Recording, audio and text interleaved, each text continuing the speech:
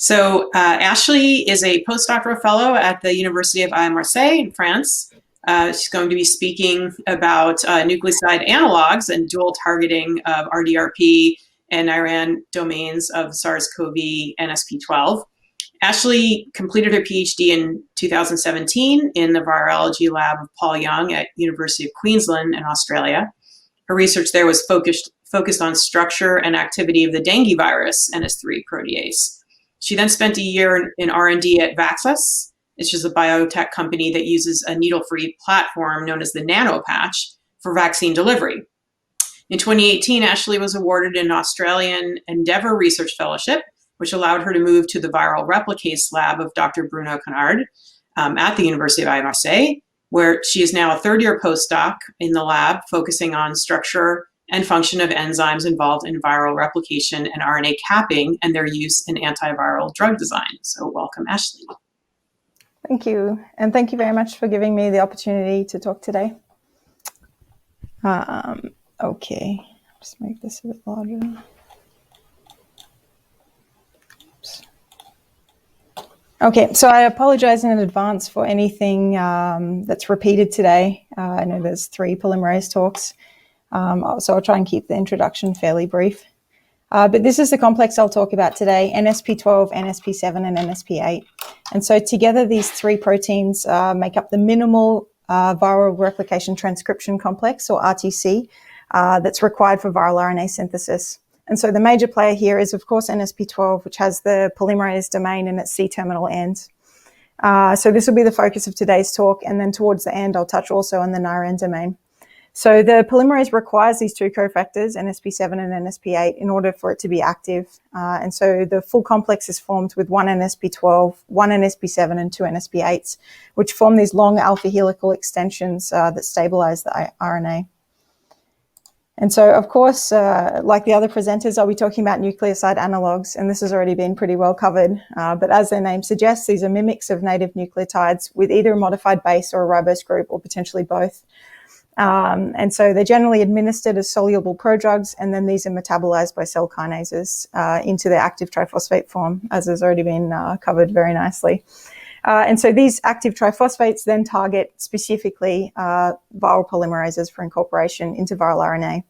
And so once they're incorporated, they can act through one of 2 main antiviral routes. The first is through chain termination. So this is shown in the bottom left here. So the red is just a mimic nucleoside analog. And so basically these are incorporated and then cause early termination of synthesis. And so these essentially form truncated defective RNAs, which aren't infectious. And then we have the second class of analog, which are mutagenic nucleoside analogues. So these are essentially incorporated, and then the polymerase continues along.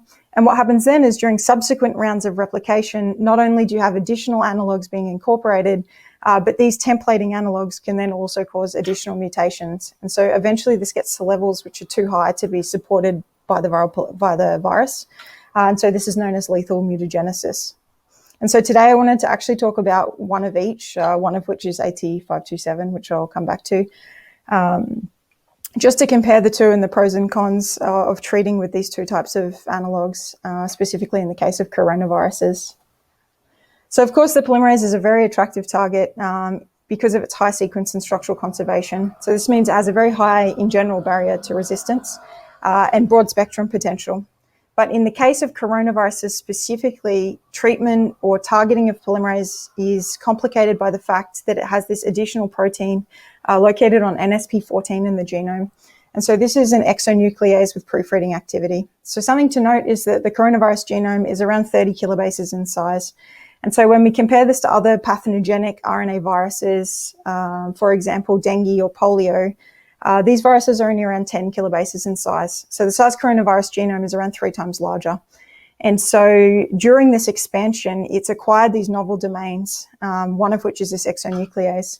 So this exonuclease has been shown to be able to recognize and excise mismatched bases and nucleoside analogues. And it seems to be a particular problem for chain terminating nucleoside analogues. because the exonuclease has more time to come in and recognize these bases. And so what we think is it's therefore a trade-off between the insertion rate of the polymerase and the excision rate of the exonuclease. And it's something that has to be considered specifically when we talk about treating with nucleoside analogues for coronavirus infections. And so before I get into the two drugs I'll talk about, I just wanted to touch on some of the characterization work we've done on this complex over the last year. So this was done with pre-steady state elongation kinetics with rapid quench flow. And so basically we take an annealed primer template pair, which is shown in the schematic in the top right. And so the primer is fluorescently labeled. And then we add the replication transcription complex, so NSP12, 7, and 8, and we start the reaction with NTPs. And so then we can monitor the elongation along the template strand on urea page sequencing gels, which is what's shown in the far left panel A. And so here we have the primer starting at the bottom here, and then we quench the reaction in very short time points, so in as little as 10 milliseconds up to 2 seconds. And so we see the progression of the RNA as it's elongated. And so when we calculate these elongation rates, the overall rates, what we get is rates between 90 to 150 nucleotides per second. And so just to put this in comparison, when we test picornaviruses or HCV or dengue, so flaviviruses, in these same conditions, we get rates of between 5 and 20 nucleotides per second. So the SARS coronavirus polymerase is around 5 times faster than these other enzymes. And we think this is likely due to a requirement for this longer genome size. So to produce the same amount of virus, the polymerase has to be faster. But associated with this increase in speed is a decrease in fidelity. And so what I've shown in this gel as an example here is an experiment we ran in the absence of ATP. So with other polymerases, when we run a similar experiment, we will see incorporation of the correct bases, and then the polymerase will stall. But here we see the incorporation of a GTP-U mismatch. So rather than stalling, the polymerase will take a G and incorporate it in its place. And so when we measure specifically the rate of a UTP-G mismatch, we get rates of around 0.2 nucleotides per second. So this is only around 400 to 500-fold lower than the cognate UTP-A. And so while this seems like a lot, when you consider the generally admitted viral error rates, which are around 1 mutation in every 10,000 to 100,000 bases, this is 1 order of magnitude higher than this. And so this is likely compensated for by the fact that these viruses have this exonuclease to correct these mutations. And so we think that this increase in speed and decrease in fidelity is due to this a structural relaxation in the polymerase active site. So here in panel A, we have the active site of SARS coronavirus NSP12. And then just next to it, we have the comparison with poliovirus. So both viruses, and in fact other plus RNA viruses in general, have this arginine motif, which is important for positioning the NTP in the active site pocket. So in most other viruses, they have a glutamic acid residue just in the same fingers motif, and this stabilizes the arginine and therefore stabilizes the incoming NTP.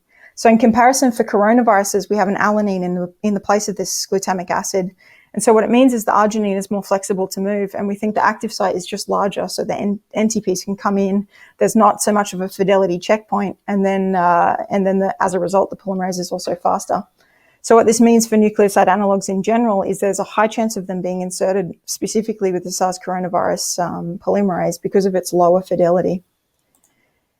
And so I wanted to briefly talk first about this drug, Favipiravir, otherwise known as T705. And so this is a purine analog. So it substitutes for either an adenine or a guanosine, licensed for treatment of influenza in Japan.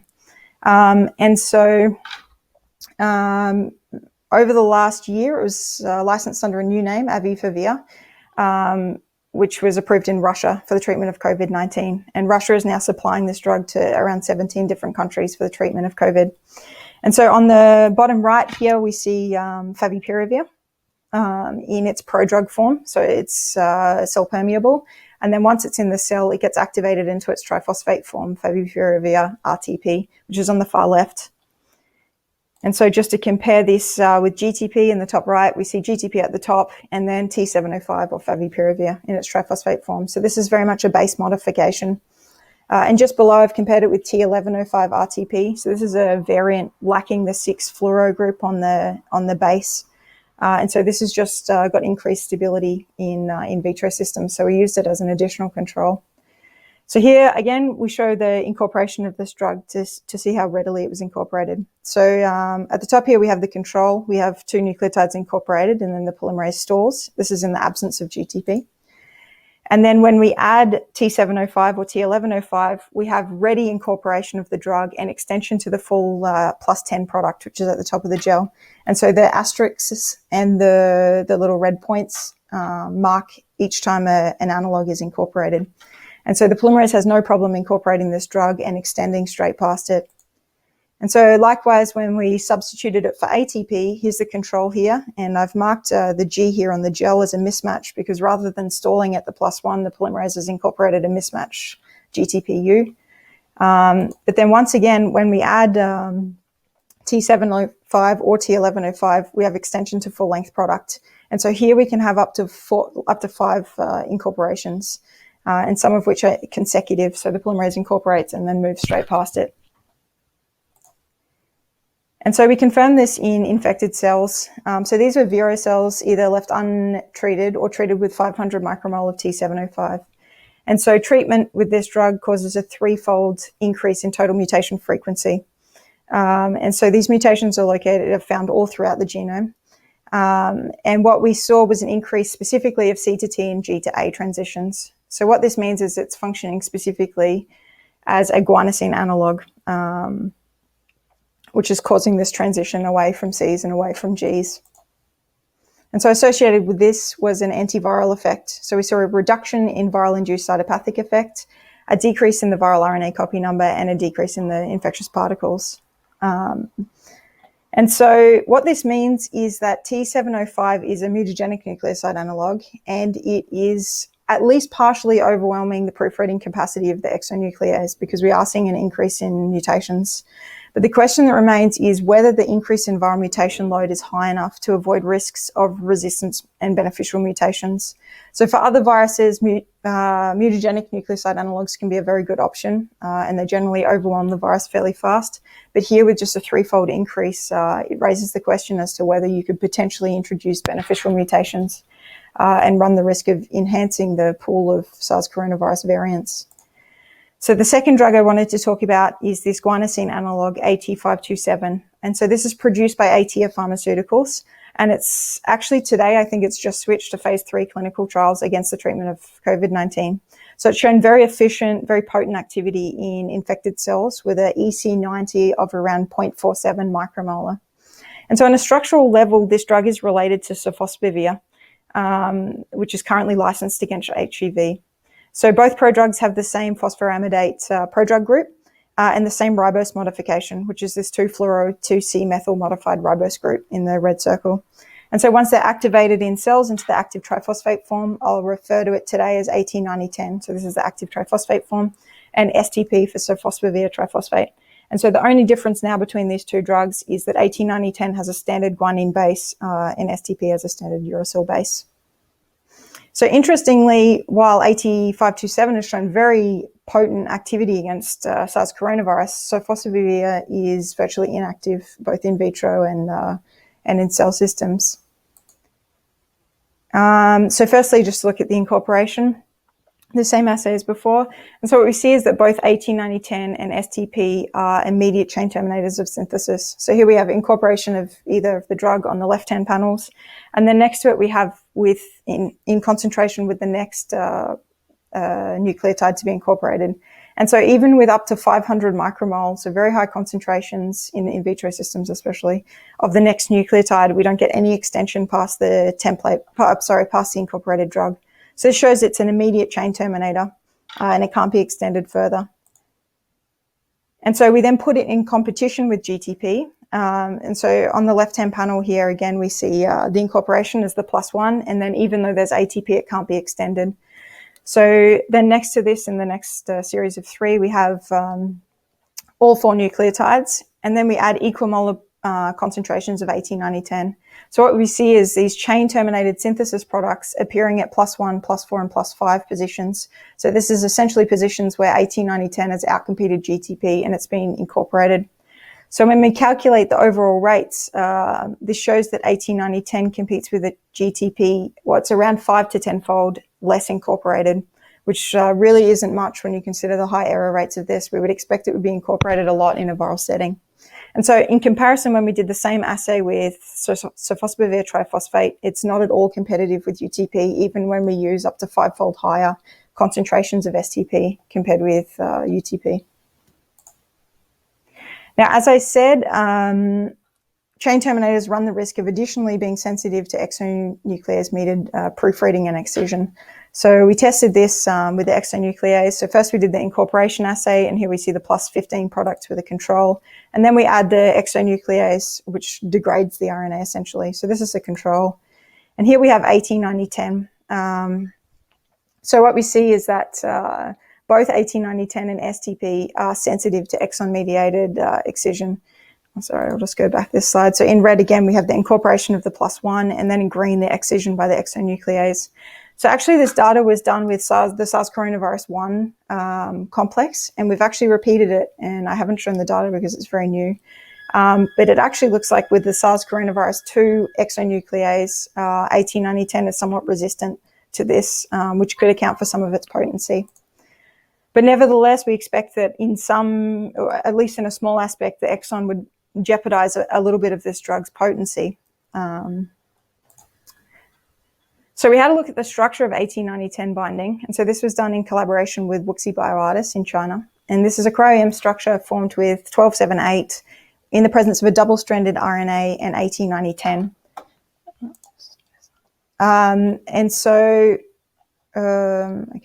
Yes. And so what we see is that 189010 binds in both the RdRp and NiRAN active sites of the enzyme.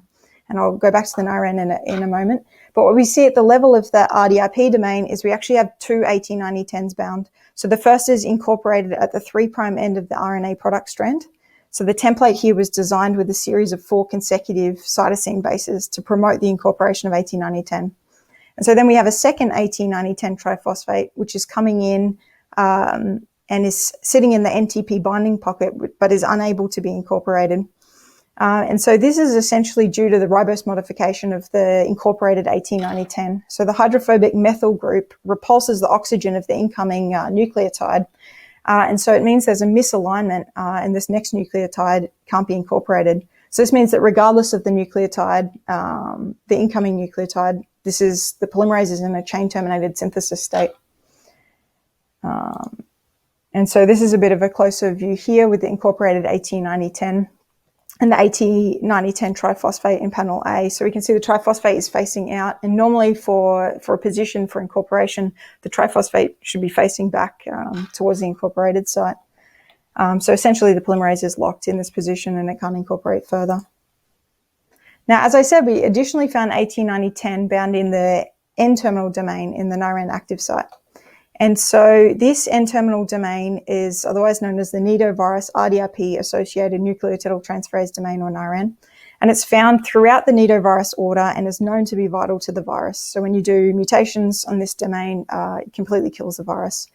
And we know this is because it likely plays diverse roles in the viral life cycle, which I don't really have time to go into today, but it's likely due to protein priming, which we've shown recently, and potentially GTase activity, so in the capping pathway.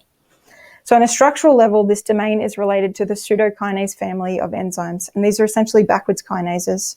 So rather than mediating the transfer of a phosphate group to different substrates, as a normal kinase does, the nucleoside triphosphate is flipped in the active site of these enzymes. And so instead, they mediate the transfer of nucleoside monophosphates in a process known as NMPylation. And so this activity has been shown for SARS coronaviruses over the past year, which has been shown to label various viral cofactors. And so we know this activity and this domain is vital for viral survival. And in addition, it has very limited sequence and structural conservation with host homologs. So it makes it a very attractive coronavirus-specific target. And of course, given that it additionally has this NTP binding pocket, there's the potential that some of these drugs can either specifically or preferentially target the NiRAN domain. So if we go back to the structure, what we see is that's the 189010 diphosphate bound in the NiRAN active site, and it's actually in a unique binding mode. So here in panel C on the left-hand side, we see 189010, and the base and modified ribose occupies this small cavity, And so the base is extensively stabilized by several residues in this cavity. And then we have the diphosphate, which sits out in a groove coordinated by 2 magnesium ions. And so when we compare this to existing structures with other NTPs or NDPs, what we see is the whole molecule is flipped. So in panel D, we have the NiRAN in complex with GDP. And so the cavity is essentially empty, and the GDP faces out away from the active site. And so this shows that the 18-90-10 binding mode is unique. And so finally, we looked at whether 18-90-10 can outcompete native nucleotides for binding to the NiRAN domain. So we did this through thermal shift stability analysis. And here we see that 18-90-10 binds more stably or provides more thermal stability than any other native nucleotide. So the wild-type enzyme is shown in the left-hand panel. And what's more, when we mutate either the NiRAN or the RdRp active sites, we see that on mutating the NiRAN, we lose all of this additional stability. But if we mutate the RdRp domain, we still have this stability. And so it means that the 18-90-10 is preferentially binding in the NiRAN active site, where it's competing with native nucleotides and blocking its respective activities. And so just in conclusion, what I hope I've shown is that SARS coronaviruses have evolved these polymerases, which are both very fast and very error-prone. And so the speed has to support the replication of these very large genomes. And in turn, this is compensated for by the fact that they have proofreading activity in this exonuclease domain. So most of the potent nucleoside analogues found against SARS coronavirus 2 so far are mutagenic. But the risk of this is the potential to increase the pool of SARS coronavirus variants. Unless, of course, we try dual targeting with multiple inhibitors. So chain terminators are potentially the safer option, but potentially more sensitive to the exonuclease proofreading capacity. So this 18-90-10, or I should have said 8527, targets both the RdRp and NiRAN domains of NSP12. And so this greatly reduces the potential for resistance mutations or the chance of resistance mutations arising against both domains in parallel.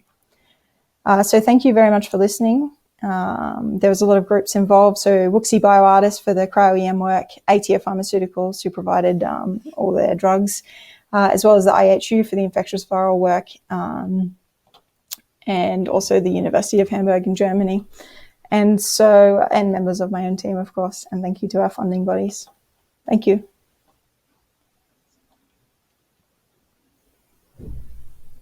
Thank you so much, Ashleigh. That was really fantastic talk. I just wanted to let folks know that John Bolillo clarified that the Gilead scientists have not specifically evaluated the membrane association of the replication transcription complex. This question came up in the previous talk. And that an inhibitor of double membrane or convoluted membranes could address this if it was evaluated with proper subcellular analyses or electron microscopy. So that's just getting back to the prior question. And now questions to Ashleigh. First of all, are there efforts to inhibit the exonuclease activity with a separate drug in combination with the nukes? No, I think it's a good idea. There's a risk of potentially inhibiting host enzymes, but we kind of considered that as well, and we asked ATF Pharmaceuticals if that was something they were interested in looking at. But for the moment, I think they consider it too risky because it's not a very standard treatment method. And so they would rather potentially co-inhibit the protease or something, something else as an alternative. But I think it's a very good option, is inhibiting the two. Okay. And then a second question. Do you find that the NiRAN 18-90-10 resistance alleles confer meaningful differences in observed EC50s for inhibiting viral replication? For example, to what extent is NiRAN versus RdRp inhibition important for viral inhibition at pharmacologically achievable doses? And that question comes from Jay Radner. Okay, yeah, again, it's a great question. And so a lot of this stuff for 8527 hasn't been published yet.